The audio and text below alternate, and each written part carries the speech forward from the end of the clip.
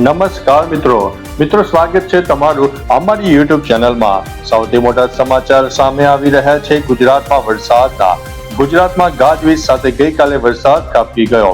ગુજરાતના દાહોદ, અરવલ્લી અને મહીસાગર જિલ્લામાં વાતાવરણમાં અચાનક પલટો આવ્યો। ભારે પવન અને ગાજવીજ સાથે પડેલા કમોસમી વરસાદથી ગરમીમાં આંશિક રાહત મળી હતી, પરંતુ ખેડૂતોની મુશ્કેલીઓ વધી ગઈ છે। માલપુર, શામળાજી અને મોડાસા સહિતના વિસ્તારોમાં માવઠું પડતા મકાઈ, બાજરી અને ઘાસચારાના પાકને નુકસાન અને ભીતિ સેવાઈ રહી છે।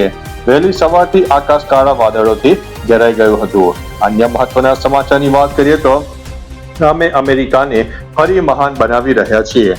અમેરિકી રાષ્ટ્રપતિ ડોનાલ્ડ ટ્રમ્પે દાવો કર્યો છે કે તેઓ અમેરિકાને સાચે જ ફરીથી મહાન બનાવી રહ્યા છે। સૈન્ય અભિયાનો છતાં શેર બજારમાં તેજી અને રેકોર્ડ બ્રેક બિઝનેસ પર તેમણે ગૌરવ વ્યક્ત કર્યું છે।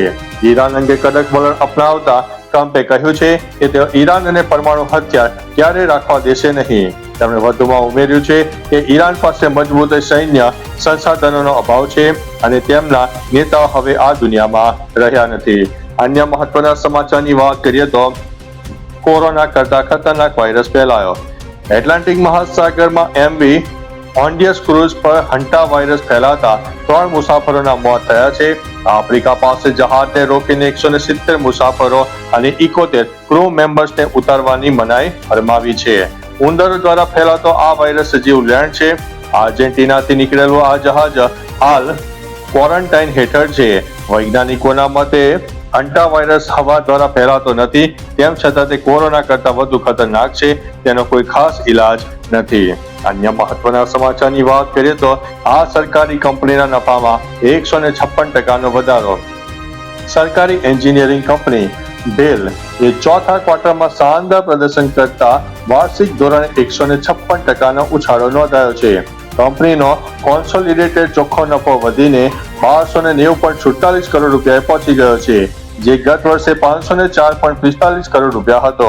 નફાની સાથે કંપનીએ શેરધારકો માટે 1.40 લાખ રૂપિયાના ડિવિડન્ડની જાહેરાત કરી છે। આ મુજબ પરિણામોને કારણે રોકાણકારોમાં ભારે ઉત્સાહ જોવા મળી રહ્યો છે।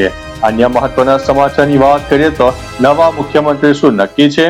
તામિલનાડુ વિધાનસભા ચૂંટણીમાં ટીવીકે પાર્ટીના શાનદાર પ્રદર્શન બાદ રાજ્યમાં નવી સરકાર બનવી નિશ્ચિત છે।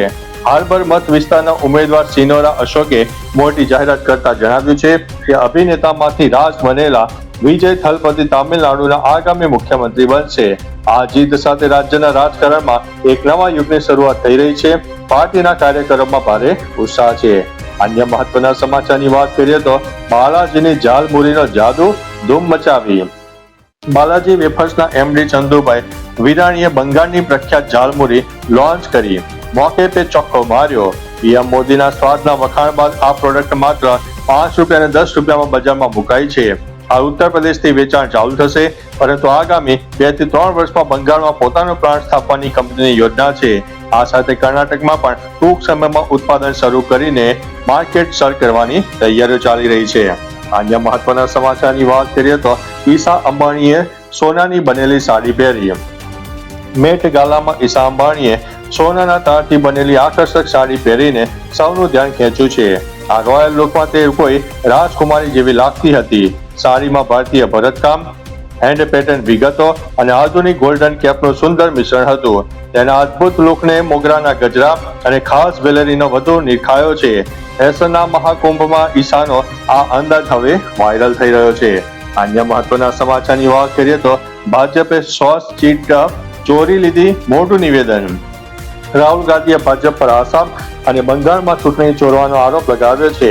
તેમણે દાવો કર્યો છે કે ચૂંટણી પંચના સહયોગથી 100 થી વધુ બેઠકો પર જનાદેશ લૂંટાયો છે। મમતા બેનર્જીના નિવેદનનું સમર્થન કરતા તેમણે મધ્યપ્રદેશ, હરિયાણા અને 2024ની લોકસભા ચૂંટણીના ઉદાહરણો આપ્યા। રાહુલ ગાંધીએ સંસ્થાઓની ચોરી અંગે ચિંતા વ્યક્ત કરી અને ભાજપની જૂની પ્લેબુક ગણાવી છે। અન્ય મહત્વના સમાચારની વાત કરીએ તો આઈપીઓ અને શેર બજારમાં રોકાણના બહાને યુવક સાથે 26 લાખની છેતરપિંડી। વડોદરાના બિલ વિસ્તારમાં રહેતા 40 વર્ષીય જીઓ ડિલિવરી કર્મચારીને સાયબર ઠગોએ શેર બજાર અને આઈપીઓમાં મોટો નફો કમાવાની લાલચ આપીને 26.05 લાખ રૂપિયાની ઠગાઈ કરી। 39 લાખનો નફો બતાવીને માત્ર 16,000 રૂપિયા પરત કર્યા। બ્રહ્મી કપાસિયા નામની યુવતીના નામે સોશિયલ મીડિયા પરથી આ ઠગાઈ કરવામાં આવી હતી. યુવકે સાયબર ક્રાઇમ પોલીસ મથકમાં ફરિયાદ નોંધાવી છે. અન્ય મહત્વના સમાચારની વાત કરીએ તો કાળઝાળ ગરમી વચ્ચે રાહતના સમાચાર. કાળઝાળ ગરમી વચ્ચે આગાહીકાર અંબાલાલ પટેલ દ્વારા કમોસમી વરસાદની આગાહી કરવામાં આવી છે. રાજ્યમાં હાલમાં ગરમીનો પારો 40 ડિગ્રીને પાર થઈ ગયો છે. માવઠાની આગાહીના પગલે રાજ્યમાં 2 દિવસ બાદ તાપમાનમાં ઘટાડો થશે. હવામાન નિષ્ણાત અંબાલાલ પટેલ અને હવામાન વિભાગે 5 મે બાદ કમોસમી વરસાદની આગાહી વ્યક્ત કરી છે. અન્ય મહત્વના સમાચારની વાત કરીએ તો અમિત શાહની ભવિષ્યવાણી સાચી પડી, વિડીયો થઈ રહ્યો છે વાયરલ. પશ્ચિમ બંગાળના ચૂંટણી વલણો બાદ સોશિયલ મીડિયા પર કેન્દ્રીય ગૃહમંત્રી અમિત શાહનો એક જૂનો વિડીયો ધૂમ મચાવી રહ્યો છે. 22 એપ્રિલે દમદમમાં પ્રચાર દરમિયાન શાહે ભવિષ્યવાણી કરી હતી કે 4 મેના રોજ બપોરે 1 વાગે દીદી સત્તામાંથી બહાર થઈ જશે. તેમના ભાષણની ટાટા બાય બાય વાળી લાઈન અત્યારે સૌથી વધુ શેર થઈ રહી છે. આ વિડીયોને શાહની સચોટ વ્યૂહ રચના ગણાવી રહ્યા છે. ચાલો મિત્રો, આ રીતે દેશ અને દુનિયાના સુપરફાસ્ટ સમાચાર લઈને મળતા રહીશું. ત્યાં સુધી અમને રજા આપશો. નમસ્તે.